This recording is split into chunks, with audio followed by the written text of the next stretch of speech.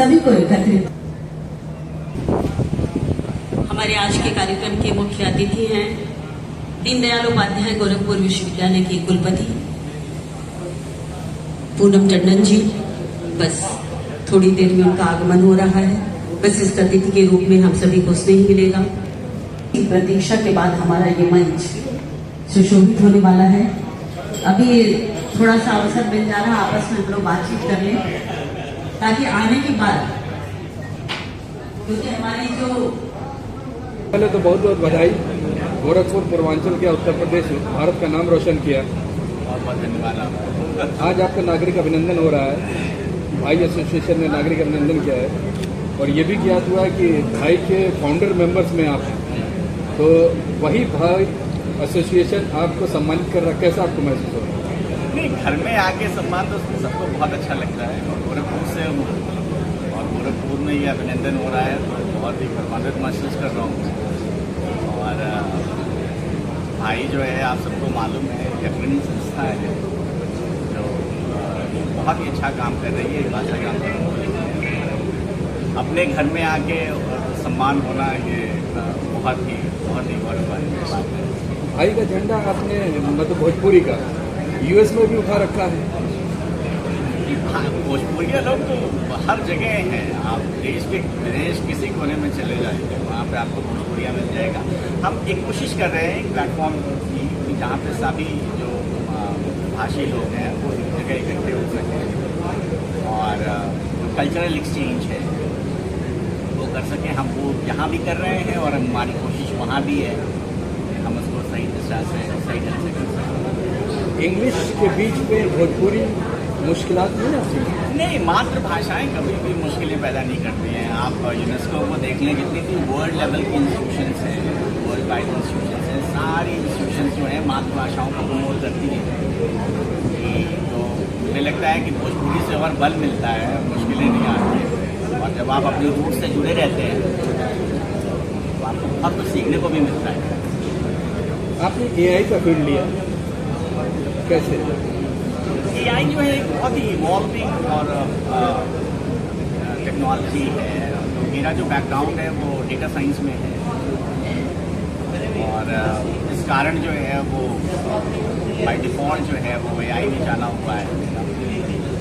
मैं ये कहूँगा कि अभी बहुत कुछ संभावनाएं हैं एआई को लेके और अभी जो हम लोग कर रहे हैं उसको बेसिकली स्क्रैचिंग द सरफेस कहते हैं। अभी बिल्कुल सतह पे जो चीज़ें हैं हम उन्हीं को अभी देख पाए हैं। अभी बहुत दूर संभावनाएं हैं अभी एआई के लोग।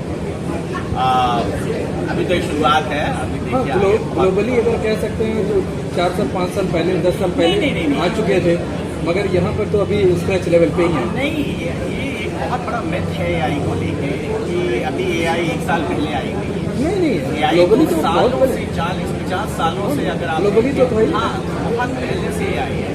पिछले 1-1.5 वर्षों में जो डिस्कवरीज हुई हैं, जो टेक्नोलॉजीज को लेके और जो इन्वॉल्वमेंट टेक का हुआ है उसको एक बहुत बड़ा ग्लोबल अवेयरनेस मिली है।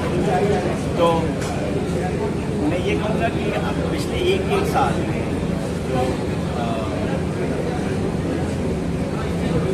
जिस तरीके से टेक्नोलॉजी इवॉल्व हुई है वो एक बहुत बड़ा पहलू है उसका। इतनी चर्चाएं हो रही हैं एआई की, लेकिन ये एक बहुत बड़ा मिथ है लोगों को। फिर सब लोगों को पता लगता है कि नहीं अभी 1 साल या 1.5 साल पहले आई है। एआई भी बहुत पहले से काम हो रहा है, तो बहुत शुरू से चल रहा है, लेकिन हर क्षेत्र में नहीं हो रहा है। अभी ऐसा हो रहा है कि सारी जितनी भी चाहे वो सामाजिक रूप से हो या आर्थिक रूप से ह्यूमन जर्नी है उसके हर एंगल को एक्सप्लोर किया जा रहा है कि एआई को कैसे इसका समावेश किया जा सकता है। तो मुझे लगता है कि अभी आने वाले समय में और भी संभावनाएं बढ़ेंगी।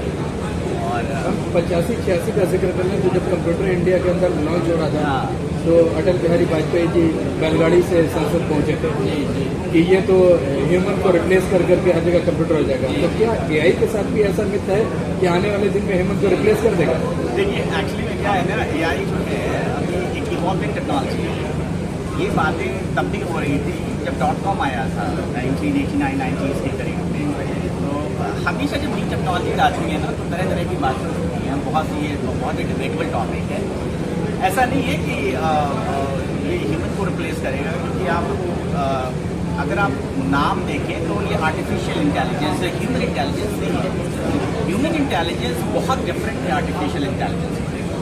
आर्टिफिशियल जनरल इंटेलिजेंस जब आएगा, जो नई संभावनाएं हैं, जो नई खोज है, वो अभी भी ह्यूमन जो है ना, वो एक बहुत ही सशक्त माध्यम है उसको करने के लिए। तो मुझे नहीं लगता है कि कोई ऐसा परिवर्तन आपको दिखेगा कि जैसे ह्यूमन जो है वो रिप्लेस हो। लेकिन ये है कि बहुत सी चीज़ें जो है हम उसको अडॉप्ट करके और भी एफिशिएंट हो सकते हैं। जैसे बहुत सारा काम हम करते हैं, उसमें डेफिनेटली बहुत सारे परिवर्तन आएंगे जिन चीज़ें जिस हिसाब से हमारी जो कार्यशैली है। लेकिन मुझे नहीं लगता है कि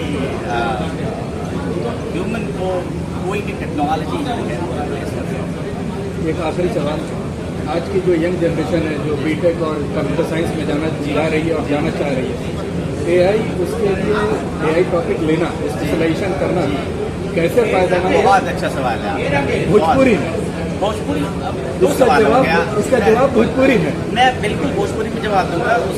उसका ओके, मेरे तरीके से कहा कि एआई जो बा ओपन सोर्स हो गया। ओपन सोर्स हो के मतलब कहीं भी केहू भी बैठल बा पूरा विश्व में, चाहे बैंकॉक में बैठल बा, चाहे इंडिया में बैठल बा, चाहे गाँव में बैठल बा, चाहे मुंबई में, कहीं भी बा, ओपन सोर्स के हम बहुत टेक्नोलॉजी बनाया जा, लेकिन कहने का मतलब बा केहू भी इस्तेमाल करके कुछ डेवलप कर सकला। तो ऐसा ना है कि केहू के एक आदमी के मतलब एक ऑर्गेनाइजेशन के एक देश के ऊपर कंट्रोल। ओपन सोर्स कहने के नाते हम आपके कहब कि जे कंप्यूटर साइंस में जाने की कोशिश कर रहा था, या कंप्यूटर साइंस में नहीं कोनो भी फील्ड में जाने की कोशिश कर रहा था, वो अवेयरनेस से जो बाना ओपन सोर्स के कौन तरह से इस्तेमाल किया जा सकला, प्रोजेक्ट किस तरीके से डेवलप किया जा सकता था। हम तो बहन कंप्यूटर साइंस बना कर हम तक ये बहन 11-12 में पढ़ा था यहाँ गोरखपुर में।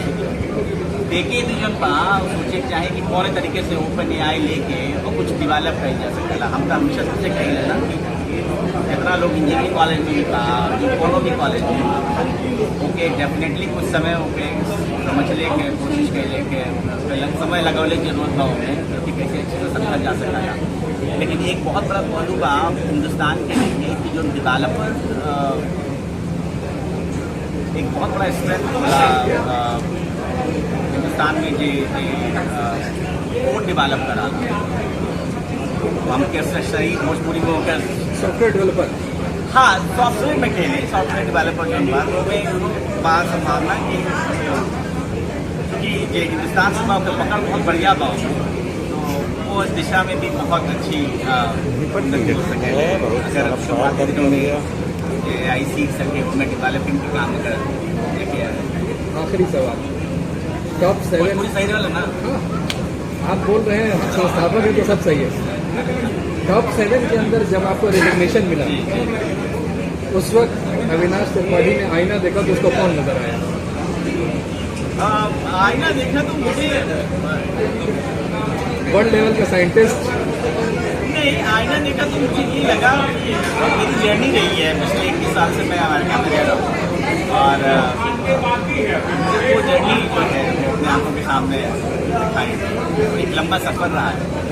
और से जाना और जाके किसी देश में वहाँ पे रिकग्नाइज होना और उसमें आना, तो मुझे लगा कि मैं वो सफ़र को एक तरीके से एक्नॉलेज किया मैंने, तो वो एक तरीके से रिफ्लेक्शन था। डेडिकेशन किसको?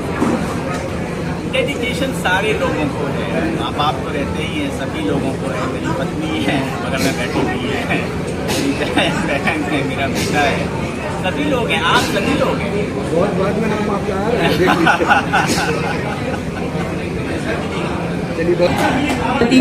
प्रोफेसर पूनम टंडन जी का आगमन हो गया है, जिनकी प्रतीक्षा हम सभी कर रहे थे। तो कार्यक्रम में अब आगे बढ़ते, एक बार निवेदन, जलाते चलो ये दिए स्नेही घर पर मेरा मिटेगा, जला दी पहला तुम्ही ने तीन नाव तैयार की थी, बहाते चलो नाव वह तुम निरंतर, कभी तो तिमिर का किनारा मिलेगा, जलाते चलो ये दिए स्नेही घर पर, कभी तो धरा का अंधेरा मिटेगा। विश्वास है कि धरा का अंधेरा अवश्य हम मिटाएंगे और अपनी नई पीढ़ी को संस्कारों से आप लागू करेंगे। अच्छा ठीक।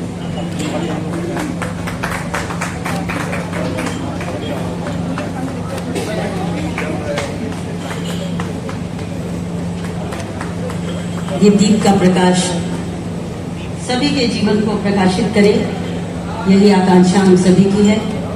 हमारे बीच अविनाश जी की धर्मपत्नी सहधर्मिणी, आप दोनों का बहुत बहुत स्वागत। और हर दिन अभी ये कोई स्वागत करते हुए दीप प्रज्वलित हो जाए। एक बार सामने देख लीजिएगा आप लोग, सामने देखिए ताकि फोटो को बच्ची से आ जाए।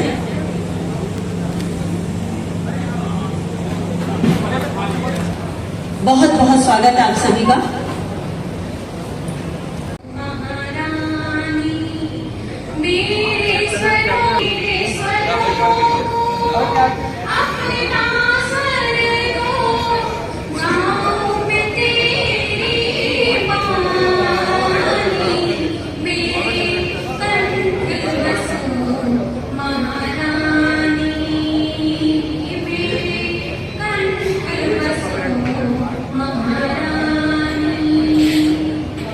भोजपुरी एसोसिएशन ऑफ इंडिया भाई जो भोजपुरी भाषा के उन्नयन और संरक्षण के लिए हम लोगों ने गठित किया है। इसके संस्थापक जो अविनाश त्रिपाठी हैं वो फिनिक्सो यूनिवर्सिटी में ये वाइस प्रेसिडेंट है और इनको अमेरिका के 10 टॉप 10 आर्टिफिशियल इंटेलिजेंस AI जिसको बोलते हैं, जिसकी आज बहुत आवश्यकता है, उसमें 10 लोगों में इनका नाम पूरे अमेरिका में आया है, जो हम लोग के लिए बहुत गर्व का विषय है। माटी के लाल हैं ये, और ये अमेरिका में जाके अपनी भोजपुरी का झंडा फहराए हैं, अपने AI का झंडा फहराए हैं। इसलिए आज भोजपुरी एसोसिएशन ऑफ इंडिया भाई एवं गोरखपुर की अन्य संस्थाएं मिलकर इनका नागरिक इसके मुख्य अतिथि दीनदयाल उपाध्याय गोरखपुर विश्वविद्यालय के कुलपति प्रोफेसर पूनम टंडन जी और गोरखपुर महापौर मंगलेश श्रीवास्तव जी, इसके कुछ अविनाश त्रिपाठी जी यहीं के रहने वाले हैं। अविनाश त्रिपाठी यहीं फैजनवा के अलगटपुर गांव है रहने वाले, और अमेरिका में ये पति पत्नी दोनों वहाँ पर वैज्ञानिक हैं।